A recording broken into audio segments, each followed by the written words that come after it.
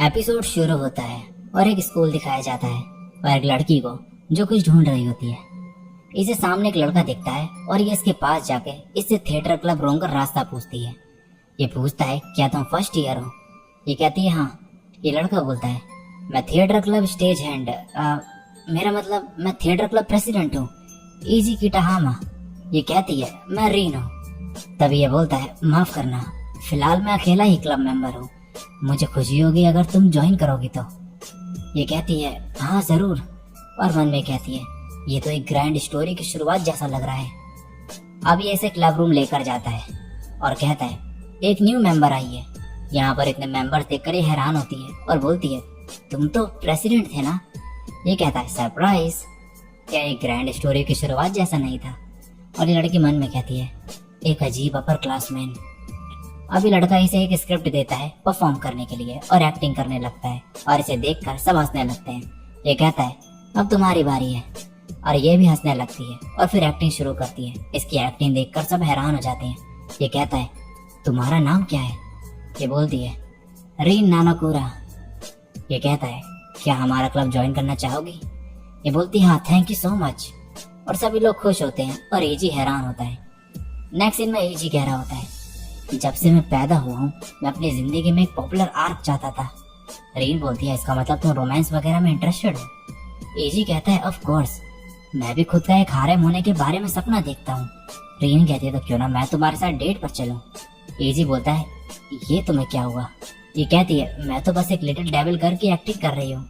एजी बोलता है वेट, क्या तुम मुझे एक सूडो हारेम का एक्सपीरियंस देने की कोशिश कर रही हो? ये शर्माते हुए कहती है ये तुम्हारे लिए नहीं कर रही हूँ। फिर कहती है लगता है तुम्हारे सामने एक्टिंग करके मुझे बढ़िया लगने वाला है। ये बोलता है क्या ये भी एक्सपीरियंस का पार्ट है? रीन कहती है ऑफ कोर्स ये सब एक्टिंग है। एजी कहता है रियली? ये सबसे क्यूट था। नेक्स्ट सीन में एजी कहता है ऐसा लगता है मैं साइलेंट और कूल स्टेज हैंड कभी नहीं बन सकता। मुझे लगता है अगर मैं इसे मास्टर कर लूं तो पॉपुलर हो जाऊंगा, प्लीज मुझे सिखाओ। रीन कहती है ये भी सोचो कि मैं कैसा फील करती हूँ। एजी बोलता है मैं यही करने की कोशिश कर रहा था, ये मुझसे इतना अलग कैसे हो सकता है?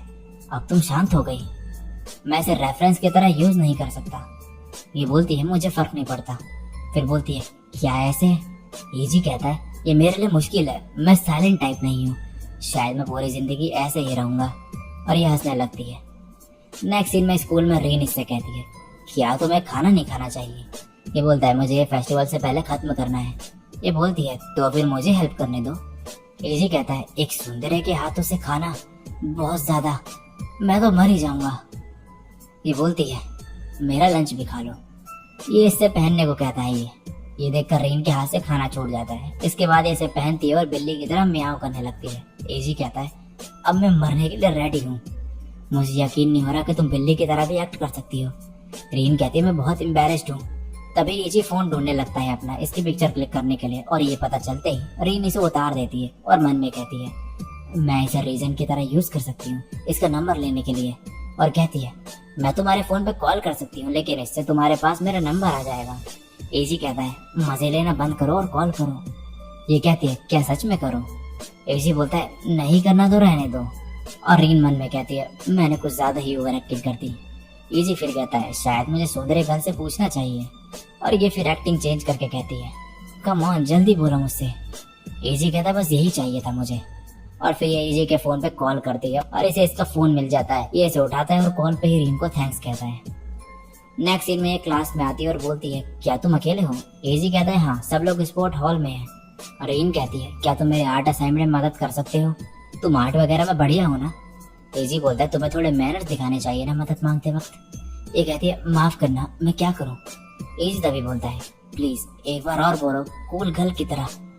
इसके बाद ये इसे रोमियो और जूलियट की पेंटिंग दिखाती है। एजी कहता है ये क्या है? ये फिर एक्टिंग करते हुए कहती है मुझे ड्राइंग नहीं आती इसलिए चाहती हूँ कि तुम ये कर दो क्योंकि तुम तो ड्राइंग में बढ़िया हो ना। एजी बोलता है ये क्या है? रीन कहती है एक स्पॉइल्ड गर्ल कैरेक्टर। एजी कहता है कितनी पावरफुल टेक्निक है। इसके बाद रीन कह रही होती है उसने मेरे लिए पेंटिंग कर दी। नेक्स्ट सीन में ये लोग हॉरर स्टोरी सुन रहे होते हैं स्क्रिप्ट राइटर से और डर जाते हैं, लेकिन रीन कुछ ज्यादा ही डर जाती है, इतना ज्यादा कि अकेले कपड़े भी चेंज नहीं कर पाती। तो एजी बाहर खड़ा होता है और रीन एक्टिंग करके दिखाती है स्पॉइल्ड गर्ल की और बोलती है मैं डरी हुई हूँ, मुझे तो मेरे पास चाहिए। एजी कहता है मैं तुम्हें कहता हुआ देखना चाहता हूँ, मैं दरवाजा तोड़ना चाहता हूँ। रीन कह रही होती है अब मुझे डर नहीं लग रहा। नेक्स्ट सीन में रीन एक क्लास में आके पूछती है क्या किटाहामा यहाँ पर है। ये लड़की कहती है वो वहाँ पे सो रहा है। ये एजी के पास जाती है और कहती है सेनपाई क्लब स्टार्ट होने वाला है। ये एक्टिंग करने लगती है लेकिन इसका कुछ फर्क नहीं पड़ता। तभी ये उठ जाता है और रीन कहती है इसने ऑलमोस्ट स्पॉइल्ड गर्ल कैरेक्टर देख ही लिया था, मैं बच गई। तभी एजी कहता है तुमने मेरा हाथ क्यों पकड़ा हुआ है। रीन कहती है वो लड़कियां प्रैंक कर रही थी तुम्हारे ऊपर। ये चिल्लाता है और कहता है मैं एक और नैप लूंगा।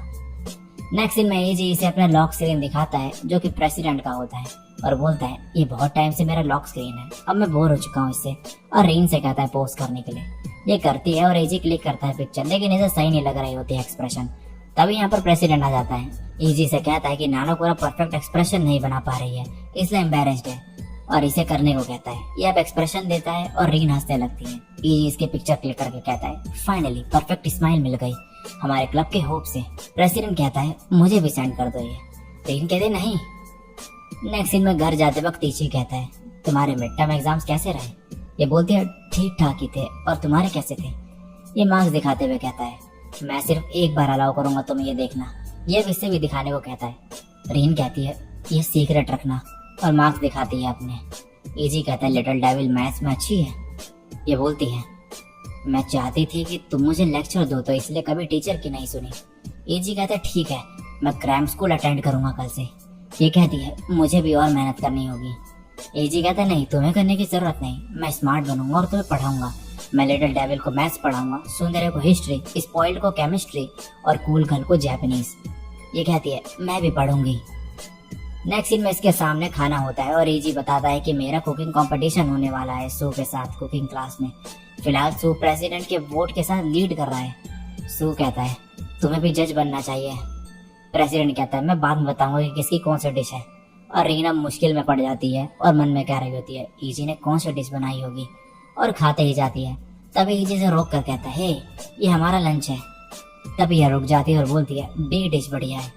प्रेसिडेंट कहता है ये एजी की है और रीन खुश हो जाती है।